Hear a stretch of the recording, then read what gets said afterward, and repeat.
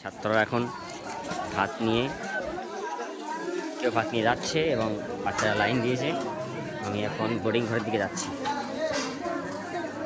মাশাআল্লাহ, ভাতের লাইন গড়ে দিচ্ছে আরিফুল, ছাত্র আরিফুল গড়ে দিচ্ছে, এখান যায় ভাত নিয়ে যাচ্ছে মাশাআল্লাহ। এবং এর সামনে মশিউর ভাত দিচ্ছে, মুকুল আর ছাত্ররা আসছে আস্তে আস্তে মাশাআল্লাহ।